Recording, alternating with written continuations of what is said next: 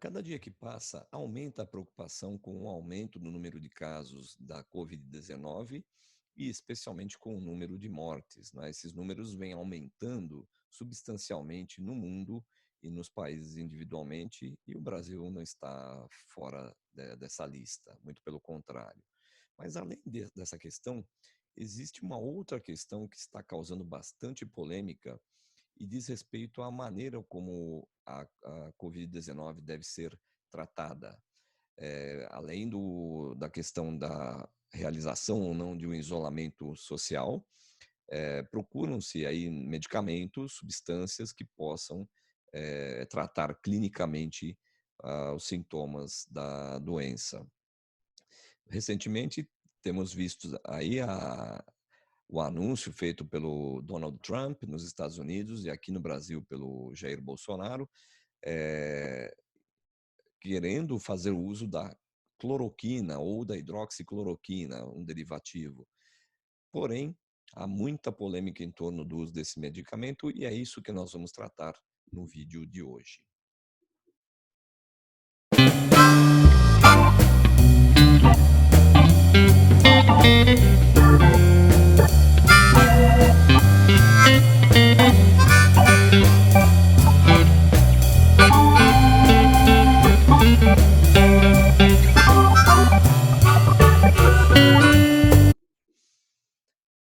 Salve, salve, pessoal. Aqui quem está falando é Armando Luiz Serra, do canal Armando nas Redes.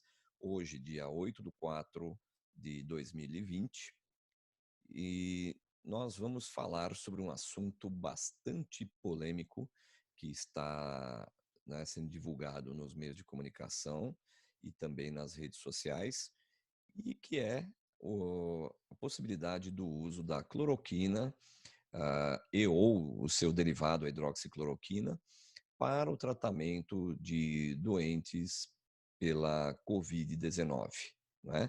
Nós vamos ver que há pessoas que apoiam, inclusive no meio acadêmico científico, mas há também uma oposição bastante forte ao uso dessas substâncias, desses medicamentos, e nós vamos tentar aqui explicar as razões dessa resistência, né, ao uso, digamos assim, indiscriminado desses produtos, tá certo? Antes de falar a respeito, eu gostaria que vocês, então, assinalassem lá os polegares, assinalassem a sinetinha para notificações, façam comentários e compartilhem com os colegas este vídeo para ajudar a, a espalhar essa discussão, para que as pessoas possam refletir sobre o assunto e opinarem também sobre essa questão que é bastante grave, assim como tudo que tem acontecido no último mês aí, que envolve a, a pandemia da Covid-19, tá ok? Então nós vamos começar aqui, vou mostrar para vocês algumas páginas da internet para a gente abordar esse assunto. Eu vou começar com esta página aqui, da Universidade Johns Hopkins, lá dos Estados Unidos, e nesta página nós podemos acompanhar em tempo real, né, a quantidade de casos da Covid-19 que, que, que está, né, ocorrendo no mundo, e também podemos examinar a situação por países, né? Eu não vou me deter muito aqui nesse assunto, mas é só para a gente mostrar o seguinte, olha só, né? Nessa altura do campeonato, às 3h13 do dia 8, né?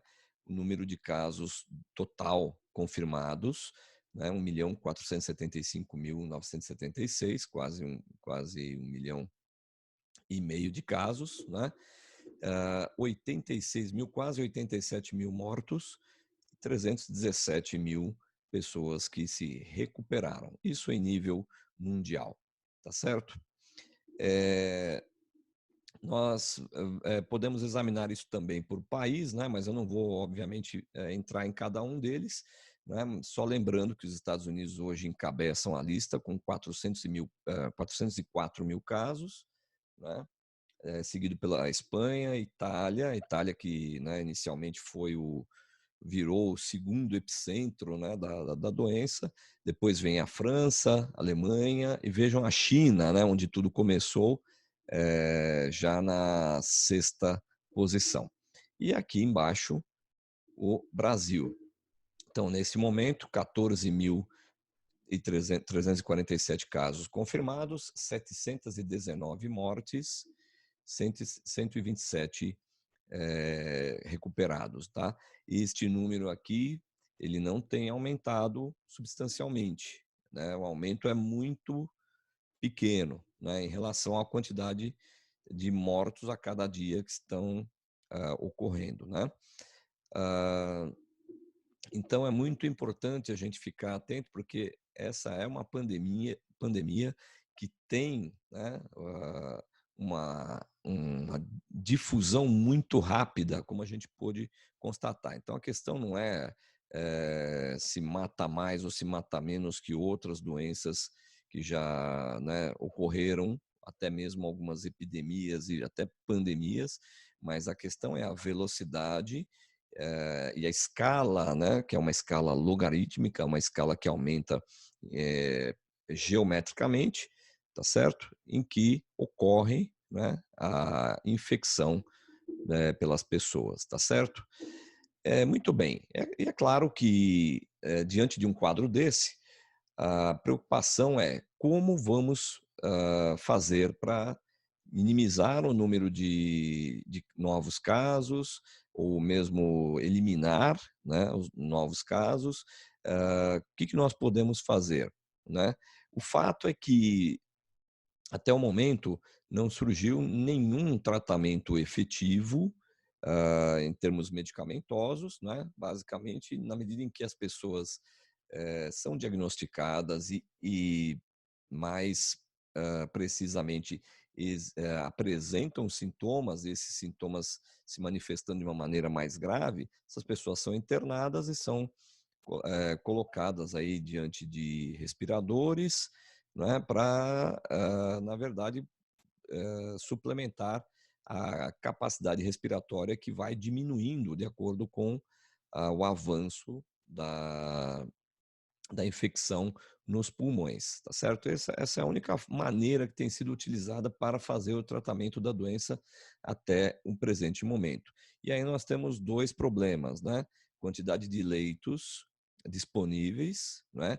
E aí é que é o problema, tá certo? A doença ela tem crescido numa proporção gigantesca e isso vai acabar provocando o colapso do sistema de saúde, porque não haverá leitos suficientes para as pessoas na medida em que elas forem ficando doentes, tá certo?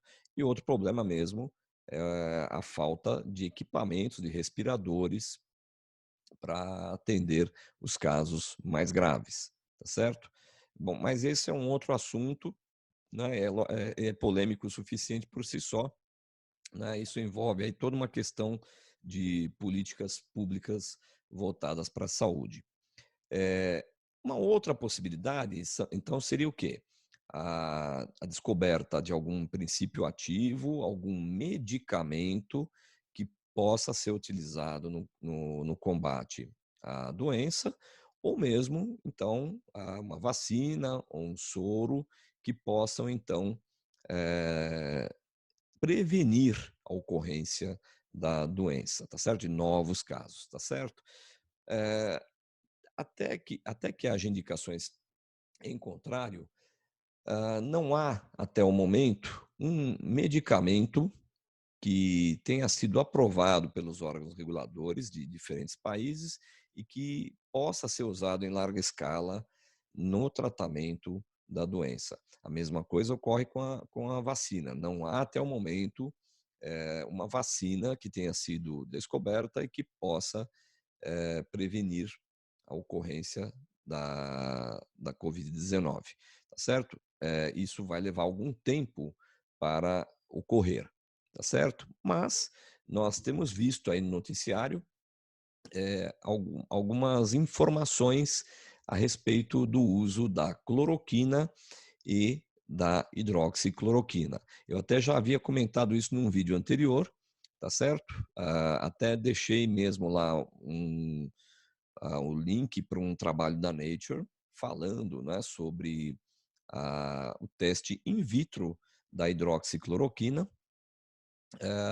Porém, né, é um trabalho que no próprio trabalho está escrito que mais testes são necessários, testes clínicos, testes com animais, com seres humanos, para averiguação dos resultados, tá certo? No entanto, nós estamos vendo também que há cientistas que têm defendido o uso da cloroquina ou da hidroxicloroquina, baseados em testes que, inclusive, foram publicados. Então, eu vou mudar um pouquinho aqui a aba do navegador, e nós estamos vendo aqui neste portal For Better Science, traduzindo livremente para uma ciência melhor, né, uma matéria relacionada aí ao microbiologista Didier Raoult, um microbiologista francês da Universidade de Marseille, que teria então realizado testes com a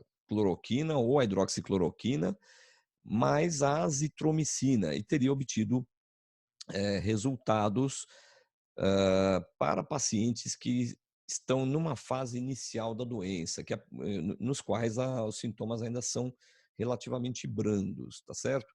Porém, nós já vemos aqui mesmo, nesta matéria, que a chamada faz um questionamento a respeito dos resultados obtidos pelo Didier Raoult, tá certo?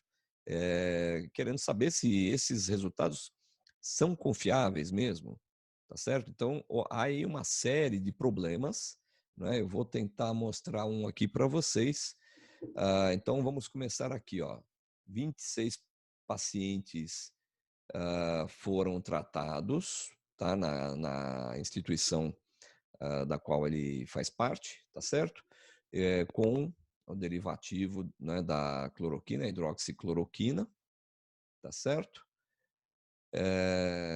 E aí o problema que é levantado pelo pelo noticiário, pela notícia aqui, é que, obviamente, os resultados que ele obteve, né, chamaram a atenção imediatamente do Donald Trump. Então, aqui a gente pode ver um Twitter, né, que ele fez, dizendo que a hidroxicloroquina e a azitromicina, tomadas juntas, né, então é um tratamento combinado, tem uma chance real para ser um grande, dar uma grande chance, né, de que a doença possa ser tratada. Ele está usando uma expressão aqui, né, o biggest game changers, né, um ponto de inflexão, né, vamos dizer assim, na história da medicina, tá certo? E ele fala, inclusive, que o órgão regulador lá dos Estados Unidos, o FDA, o Food and Drug Administration, teria até mesmo considerado aí a possibilidade de fazer a aprovação disso, o que foi desmentido depois, né? Ah, Voltando para a questão do experimento em si, parece que houve aí alguns problemas na condução dos experimentos, tá? Então, primeiro, tá aqui, olha, o estudo não foi randomizado, ou seja, na verdade, ele não foi aplicado de maneira aleatória em indivíduos, tá certo? Essa é uma condição fundamental para os chamados testes clínicos, tá certo? Ah, Ele só foi aprovado por um comitê de ética depois que ele teve início, e é aqui que eu vou enfatizar bastante a questão, tá?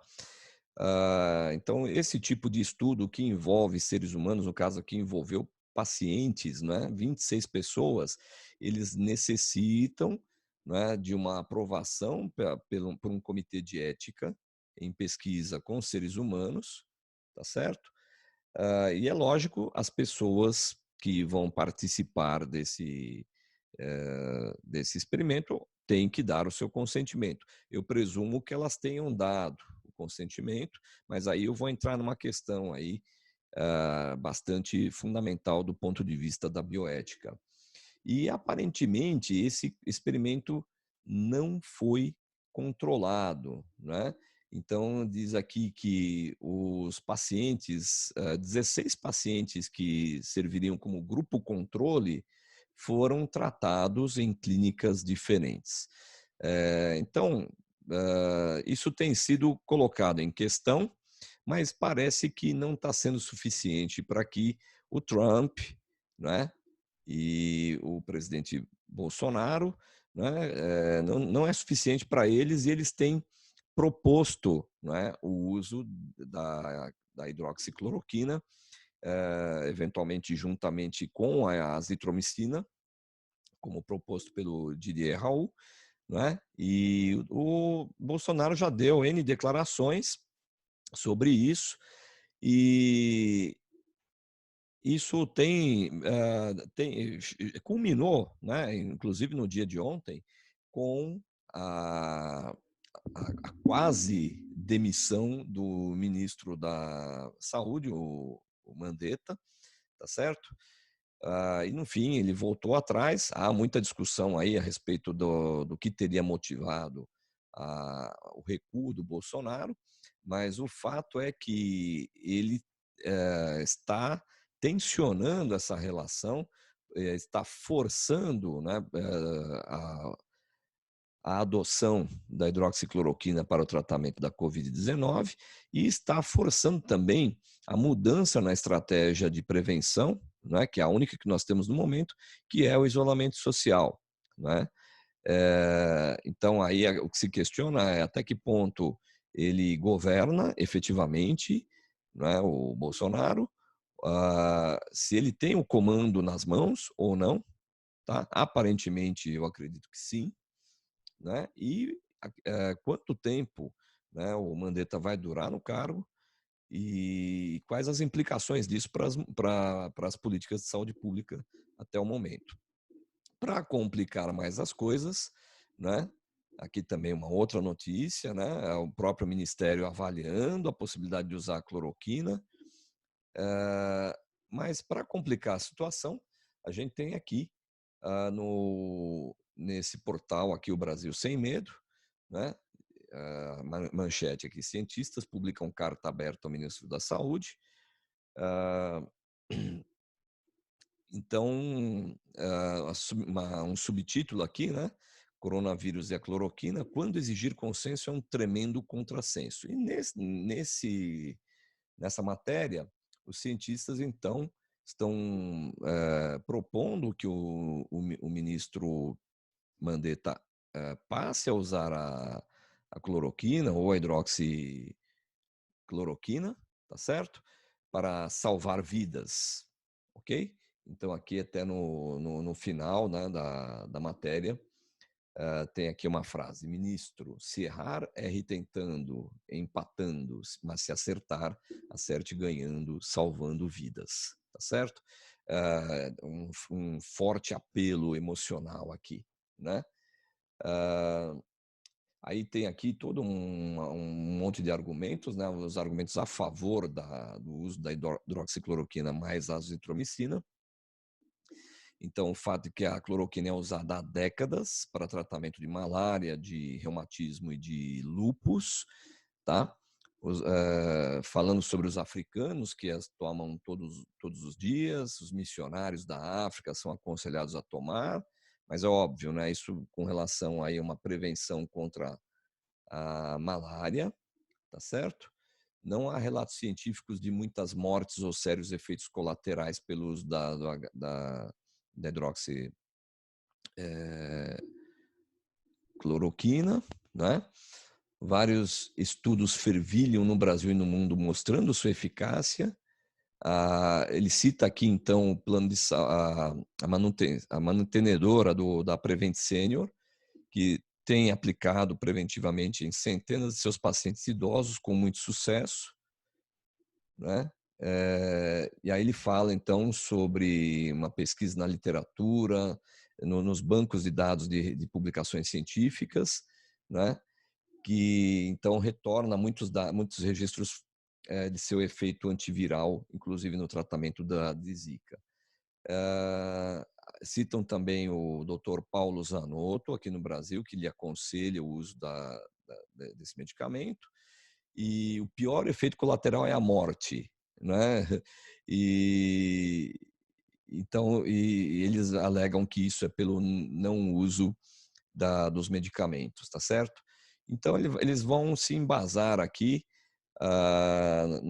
em alguma evidência empírica ou talvez anedótica, até porque existem informações que contradizem isso que está escrito nessas 7 razões a favor, tá? Inclusive que o efeito, os efeitos colaterais causados pela hidroxicloroquina, eles são bastante severos, tá certo? E em relação a uma a uma possibilidade de cura, na verdade, ela tem mostrado que ela não é mais efetiva em termos de salvar vidas com relação ao número de pessoas que morrem pela Covid-19, ou seja, as pessoas que eventualmente apresentem efeitos colaterais ou que tenham alguma condição tratada pela hidroxicloroquina, elas acabam morrendo tanto quanto as pessoas que tem a Covid-19. Então, o que se esperaria daí? Se esperaria que se a hidroxicloroquina fosse realmente efetiva, então esse número de pessoas que morrem, né, não poderia ser igual nem maior, né, do que as mortes causadas pela Covid-19. Ou, por outro lado, né, se a hidroxicloroquina for efetiva mesmo, tá certo? Então, as pessoas, né, o número de mortes pela Covid-19 tem que ser muito baixo, né, utilizando o tratamento, tá certo? Enfim, nós temos aí bastante problemas com relação a ao uso desse medicamento, tá certo? Agora, eh, isso significa que nós não devamos sequer pensar em testes a respeito disso? Claro que não, tá? Mas existe uma questão aí ética que está perpassando toda essa discussão. Por quê? Porque desde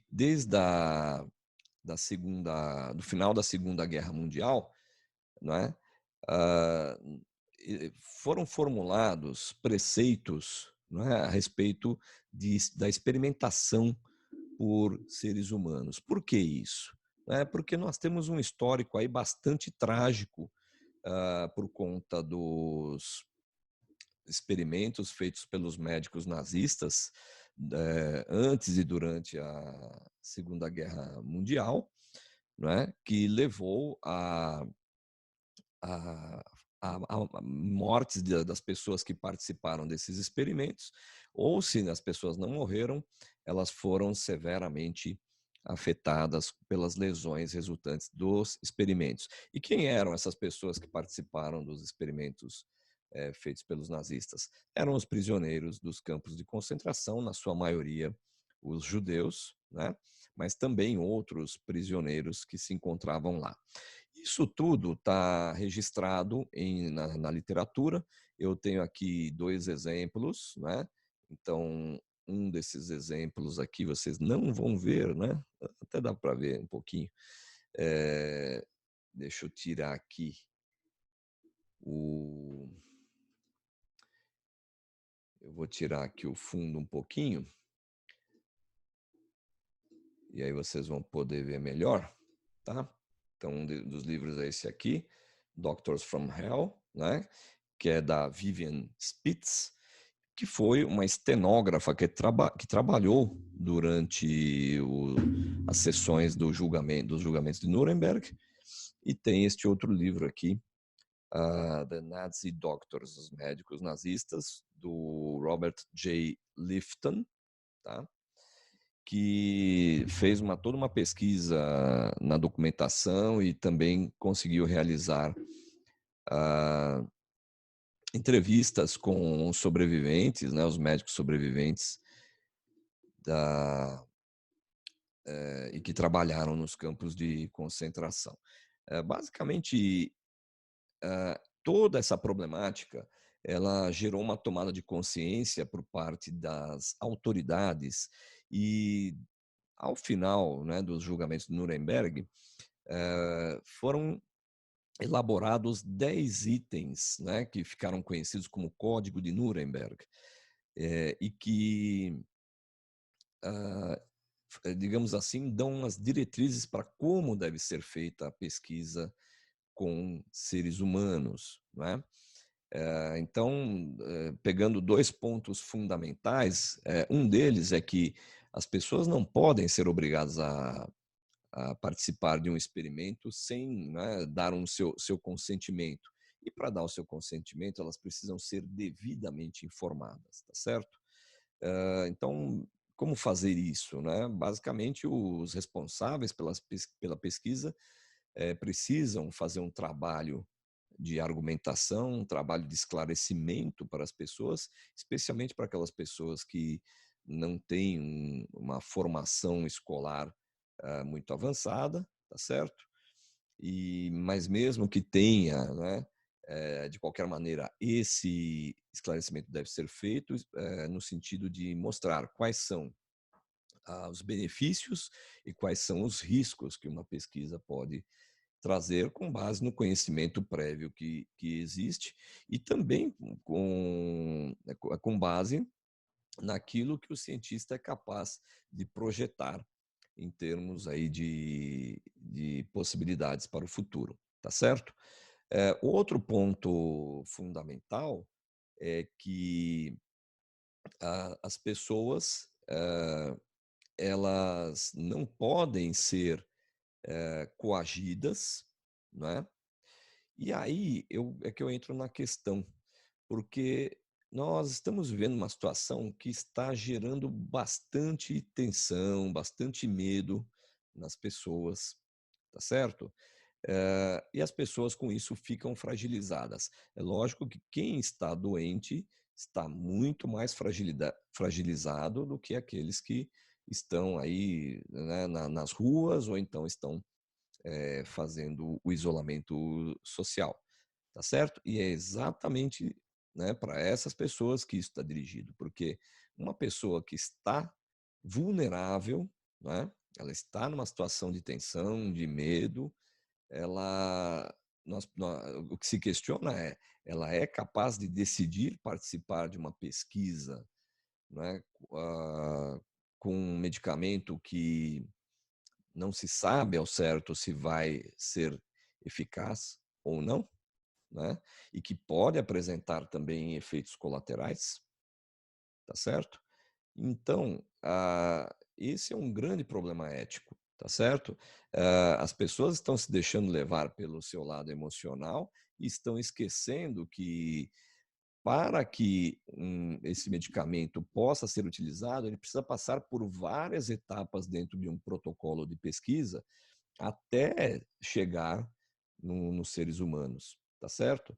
E isso teria que ser testado em uma outra condição, em uma outra situação, e não no meio do furacão, tá certo? Então, é claro que com isso eu não estou dizendo que os defensores do uso da hidroxicloroquina sejam nazistas ou coisa parecida, mas foi apenas para ilustrar o contexto, né? Na verdade, a pesquisa científica com os seres humanos hoje ela está sujeita a um conjunto de regras e não regras que simplesmente nós devamos seguir cegamente, mas regras que nos fazem questionar, né? Até que ponto vale a pena tomar um determinado tipo de atitude, tá certo? Então, eu, embora não seja especialista nessas questões relacionadas ao teste de medicamentos ou mesmo às políticas públicas de saúde, eu questiono seriamente cientistas, médicos que sejam favoráveis ao uso da cloroquina, sem que ela tenha a sua eficácia efetivamente demonstrada por ensaios clínicos com todas as características que são recomendadas para um ensaio clínico. Então, ele ser randomizado, ter, de repente, o que se chama de uso do duplo cego, na verdade, a aplicação do medicamento sem que as pessoas saibam, né? E sem que os próprios aplicadores do medicamento também saibam quem que está tomando o medicamento, quem está tomando placebo, né? Um controle, né, sobre a condução do experimento e assim por diante. Tá? Então, é importante que as pessoas procurem informações, vejam o que significa, né, por exemplo, a bioética no contexto da pesquisa com seres humanos, tá? E procurem, né, racionalizar essa questão, né, e não se deixar levar pelos aspectos emocionais e, e também, né, minimizar o efeito que uma declaração ou algumas declarações feitas por autoridades façam sem que isso seja efetivamente um consenso dentro da ciência, né? O que foi criticado nessa carta que eu mostrei para vocês, tá certo? O consenso na ciência ele é importante, sim, não é? Isso indica que pessoas conseguiram atingir mais ou menos ou basicamente os mesmos resultados, independentemente, tá? Usando os mesmos protocolos, isso em todas as partes do mundo, tá certo? Então, não é hora de desespero e dizer assim, não, nós temos que deixar o consenso científico de lado para salvarmos vidas, né? Ao pensar que estamos fazendo isso, nós podemos agravar o problema e não resolver o problema, tá bom? Então, eu queria deixar essa colocação aqui para vocês refletirem, para vocês fazerem comentários, tirarem dúvidas, tá certo? E em breve eu volto aí, né? Dependendo das circunstâncias, talvez continuando a falar sobre esse tema, pois eu acho que é importante a gente ter voz, né, em meio a toda essa confusão, a essa a esse desencontro de informações, de conhecimento, etc. Tá bom? Então, muito obrigado a todos vocês e até a próxima. Grande abraço.